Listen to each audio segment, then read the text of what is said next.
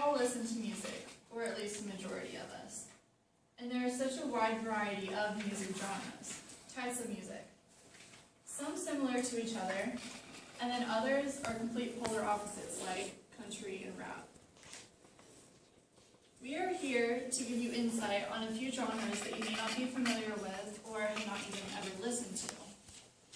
The four genres of music we are going over today includes folk, jazz, pop punk, and rap. And my group will be giving a brief history on each of these genres, along with giving some influential artists and bands of the genres. All of these genres of music tell their own unique story, beginning with folk.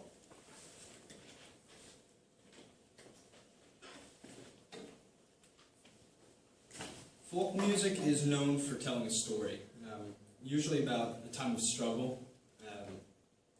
There is no official record of the origin of folk music. It's said that the earliest form of folk music came from slaves. Being one of them was Down by the Riverside, which was the story of a woman who was thinking about a place in her mind that was like the world meant more than the hardships that she was facing at the time. Some of the topics that are covered by folk music include war, work, civil rights, economic hardship, and of course, love. So being that it tells a story of hardship, it only makes sense that we start in the 1930s where the stock market crashed, and it sent many people into unemployment, so they needed a form of music to listen to help them cope with their lives. And this man, Woody Guthrie, he was one of the people that was affected by the stock market crash and lost his job in New York and traveled west writing music about his hard life without a job. The 1960s brought a time of war for the United States. We were in Vietnam. We were also in a time of civil movement, where people gathered in coffee shops carrying on the legacy of Woody Guthrie.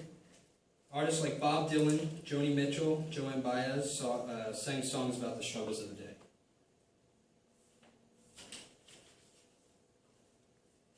The 1970s brought a time of happiness, you could say, in America. We pulled from Vietnam, and civil rights saw its biggest triumphs. Black History Month was established in, I believe it was right before 1970. So folk was really fading out. There was no need for it because there was no struggle going on. Some of the artists that came in the 1970s were James Taylor, Jim Croc, and Cat Stevens. And because there was no hardship to sing about, they sang about things like relationships, religion, and political climate. The 1980s and 1990s were also somewhat looking up for the United States, so it was almost in the background, folk music. We had Ronald Reagan in office that put everybody to work, and the economy was looking up as well, so you could say that the folk scene was quiet.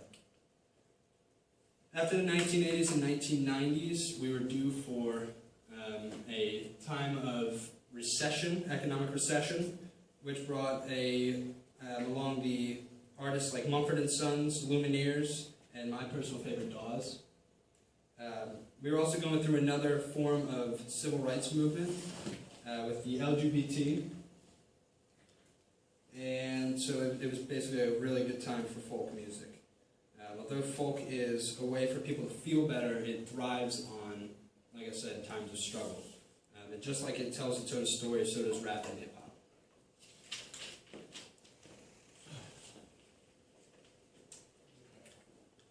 So I kind of picked this one because my brother and sister and I all kind of just, I don't know, we have bonded so well over it, and so I kind of felt like I had to put a little bit of tribute into it. So I kind of started off with the history of where rap kind of came from. It began out with people called griots, who were actually from villages found in Africa, and they were known for what I would kind of see as a modern day like sing and receive, which is kind of like a way of communication between the villages. Like a person would come into the village with a simple kind of instrument, like a drum, or like a guitar, or like a maraca or something, and and they would basically tell the accomplishments of that village and just the different kind of news that they felt like the people needed to hear. So that's kind of where it started, and then it moved from this back in like the 1600s towards when it started moving towards America started getting colonized and slavery began, is when it started to move from Africa to the Americas. So that so when the slaves began, they had a similar kind of village calling, except it was known as a send and receive, where one person would begin a song, and then the rest of the group would begin the rest of that, the next lyric in that song. And then this actually kind of moved to churches, where it would begin in a clerical kind of setting instead of a slave setting or in an African American setting in Africa, and that actually moved to different kinds of clergies where people would do the same basic technique but for different reasons. And then we moved to a more distinguished, and as the time went by, the music became more and more distinguished and more well known. And it began out with, these two are just one of our most famous artists, but there are a lot of other ones that began out, like DJ Hollywood and DJ Coolwood. And they actually began by spinning records, and this actually moved the music from rap, just the classical, send and receive music, to where they actually started to manipulate the sound of the actual rap music, and this began to change the actual entire kind of music that they were playing. So they actually are known as the fathers of rap, and they started off with the song "Rapper's Delight," which began in the 1970s. So this is Nicki Minaj and Drake, which are the two artists I actually wanted to focus on today as well. So Nicki Minaj is kind of my favorite person to talk about. The biggest reason I picked her was not just because of her unique style that she has within the social medias, but it's more because she has such an influence on not only like her music, but she also has started to move from music to movies to TV shows to she has different kinds of perfume. She has her own kind of line for wine. She's one of the artists I feel like have like really evolved into something more than just their music. They've started influencing people in other ways. So I was going to start off with just like a quick history of where she comes from and who she is. So her actual name is Anika Tanya Mirage, and then she kind of changed it to Nicki Minaj just because of pronunciation, and then she, when she actually started becoming a larger deal, she has about, I think it was 70 wins and 190 nominations just for music awards and music video awards. And then she has 6 Grammy awards, and then I think it was 12 Grammy nominations. So she has a very high percentage of award winning over her nominations rate. And she also began to start in different kinds of movies recently within the past couple of years. She was in The Other Woman, which is a great movie that I actually saw a couple weeks ago. And I was so surprised because I had no idea she was going to be in the movie, so that was kind of awesome. But, there we go. And she hails from Trinidad, so that's kind of a fact. And then Drake is kind of cool too, because he did the same thing here. He actually did the reverse. He's from Canada, and his whole family is actually very artistic. His dad was from a band where he played with a lot of professional song artists, and his mom she said she was just very musically gifted. And Drake actually began with the cast of Degrassi in 2001, where he was an actor there for about 9 years. And then they did this, Degrassi kind of does this thing where they cut all the actors and then they bring on a whole new set of actors, just because I feel like they think that the generation that was watching the actors of Degrassi during that time have gotten too old for the show, so they moved it to a different generation to kind of appeal to younger people. So he was actually in the first casting of the show. So it's kind of cool to see like how he looked when he was younger, and he played Jimmy Brooks, which was this guy in a wheelchair. So it's just kind of cool to see what he looked like before the fame, and then after he left, he started coming out with really important kinds of music, which is awesome to watch. And then my last thing is I just wanted to kind of compare his Grammys too, and the awards he's won. Overall, overall, he's had 22 nominations for Grammy Awards, but he's only won one. And then he has 170 nominations for other music awards, such as MTV, BET, and American Music Awards, and a lot of other big name artists, big name award shows. And so this is kind of what I was like. I just wanted to kind of inform you guys a little bit more about what we were listening to, just to show the hard work that they put into it. And I was going to start talking about that, but now I want to talk about another kind of music that also has its roots similar to rap, and it's going to be jazz. And Jorge's going to help me out.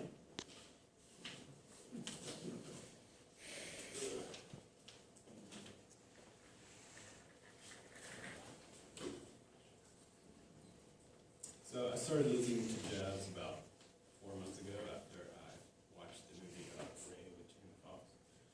I like the music, and I just wanted to like expand my music taste and stuff.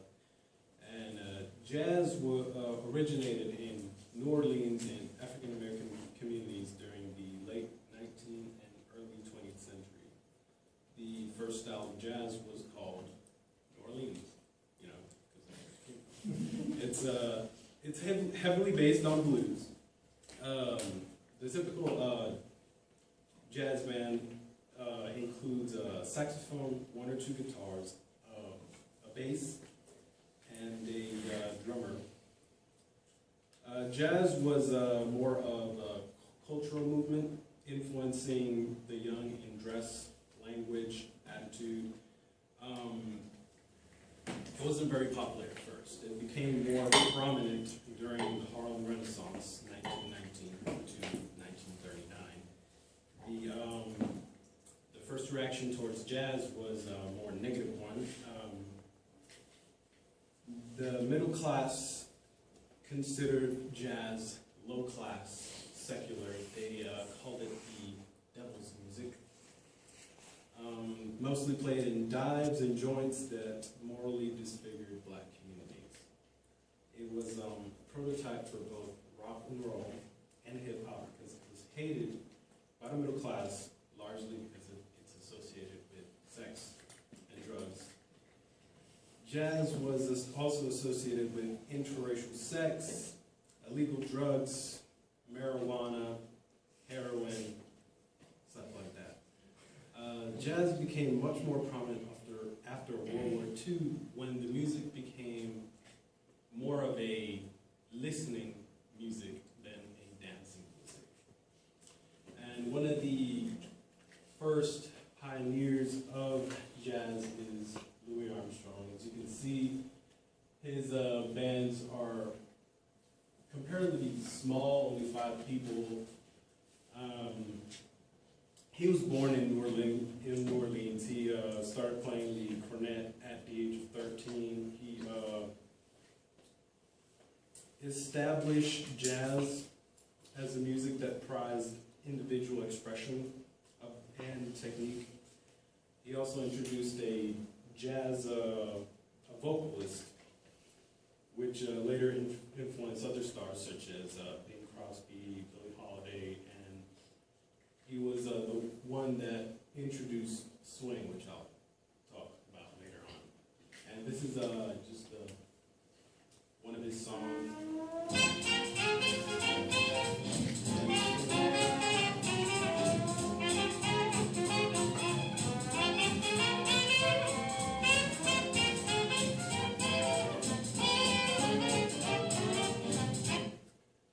That's how his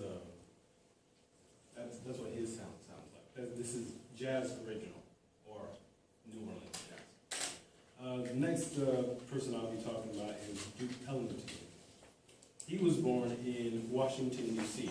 He started playing the piano at the age of 7 and earned his name Duke for he was a gentleman. His contributions to jazz is he wrote thousands and thousands of songs. He redefined jazz by introducing 8 more soloists to his band. As you can see, his band is way bigger than Louie Armstrong's band. This is an orchestra jazz band, pretty much. And this is what his song is.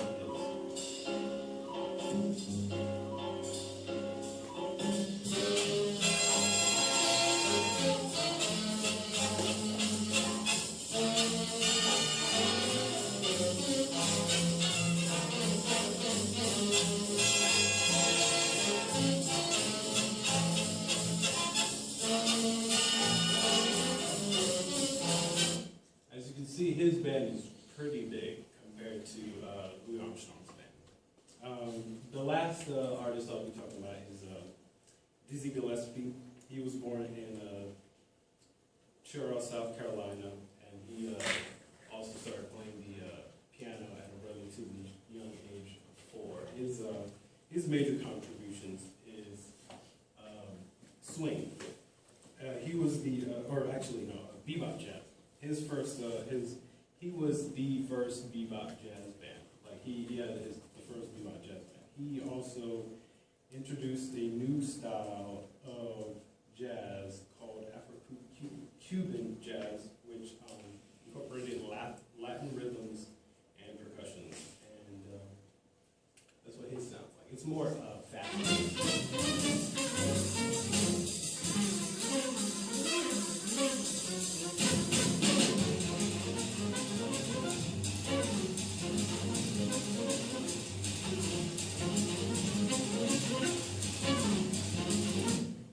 And some of my favorite artists are Ray Charles, because obviously I watched the movie Ray, and Grover Washington, and Stevie Wonder.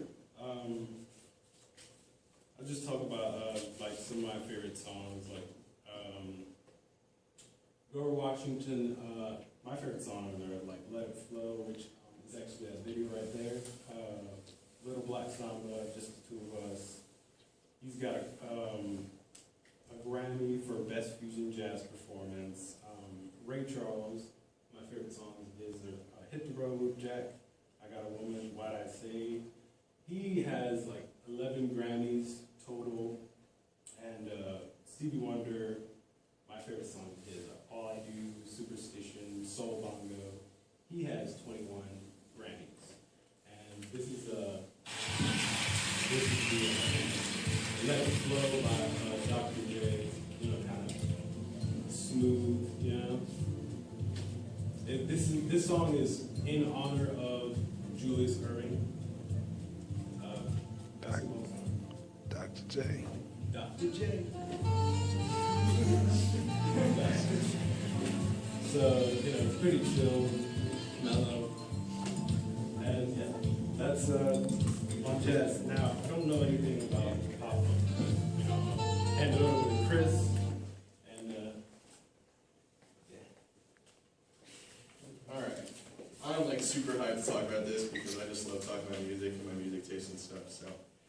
Alright, so I'm talking about pop punk, and it doesn't sound anything like jazz or rap or folk music or anything like that, but it's kind of unique sound as it immediately what hooked me whenever I started listening to it. It's a fusion music genre that combines characteristics of both punk and pop music, and it's kind of like a zombie genre. It kind of was really popular in the late 1990s and then died out for a little while, and then came back in the late 2000s. Pop punk takes fast tempos, loud guitars and drum riffs, and chord changes from punk music while kind of keeping the melodious sound and like lyricism and stuff from pop music. It also has a lot harsher vocals, which is kind of more attributed to punk music. I'm going to start out in the 1990s and the late 1980s, where bands like Bad Religion and the Ramones kind of paved the way for contemporary pop punk, but it didn't really become popular until the early 2000s. Like most punk bands, pop punk is played with usually an electric guitar, a bass guitar, drums, and a vocalist. This song is called "Fuck You" by Bad Religion. As you can see, you can kind of hear the punk sound on it, but it also has pop vocals, which you'll hear.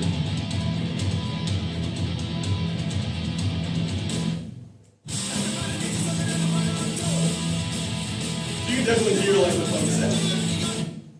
Then we're going to move to the early 2000s, which was whenever pop punk like really took off. and that was with bands like Blink-182, Green Day, Jimmy Eat World, Good Charlotte, Newfound Glory, pretty much things that everyone listened to in like middle school and early high school and that kind of stuff.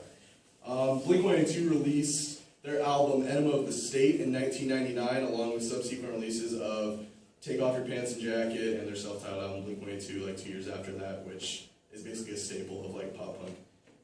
And this is a song called Damn It by Blink-182 that happens to be one of my personal favorites. Again, you can hear like the electric guitar, the riffs and everything that are super popular in pop punk music. It doesn't have the punk vocals as much in this one. You can hear a lot more pop like melody in other sections. Yeah, so that's what that sounds like. Today we have bands, oh this is the late 2000s, I'm sorry. This is when bands like Panic at the Disco, Fall Out Boy, Paramore, people like that kind of became like super popular. And the late 2000s is whenever you see the decline in pop punk music and such. So this is a song called Sugar We're Going Down Swinging by Fall Out Boy. So this is one everyone's heard, I'm pretty sure. Again, you can hear the riffs. Fall Out Boy definitely has a much more rock sound, and you'll hear in his vocals and interesting on this shit.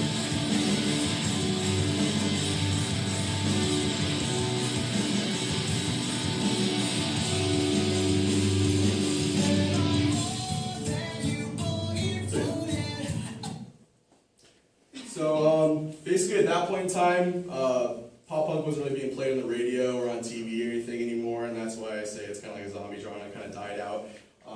Today it's like a lot more popular. You have bands like Story So Far, Neck Deep, Knuckle Puck, Citizen, Joyce Manor, The Wonder Years. All those guys are like super popular in the pop punk community. This song is called Bad Luck by the Story So Far, and this happens to be my favorite band and one of my favorite songs by them.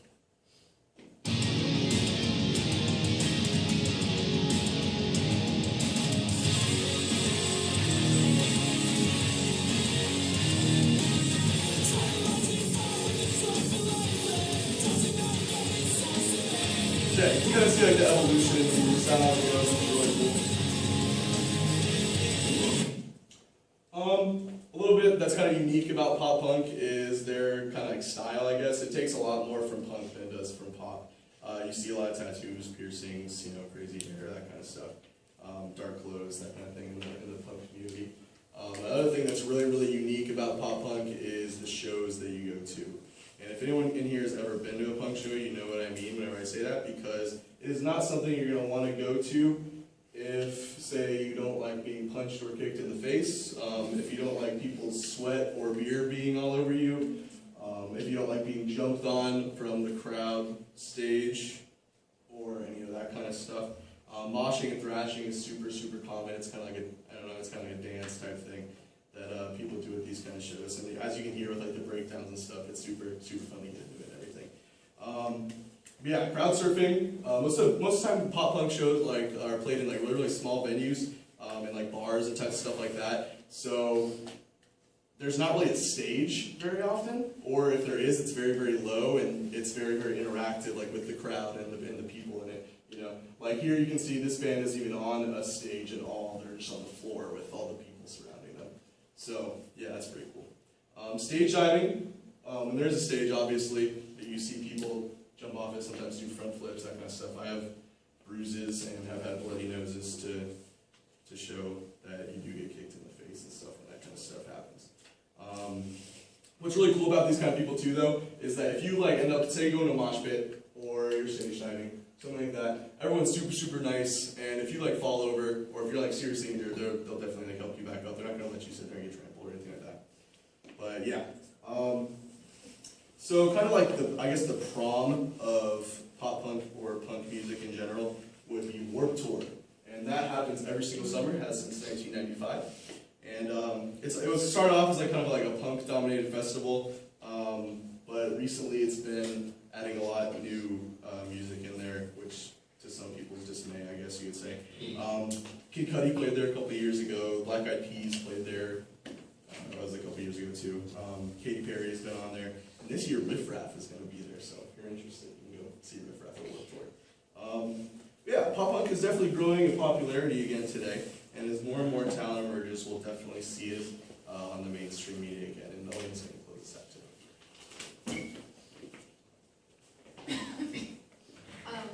So it's pretty evident with all the people that have talked about it that music can be a really influential thing in people's lives. I know personally music has helped me go through a lot of things. So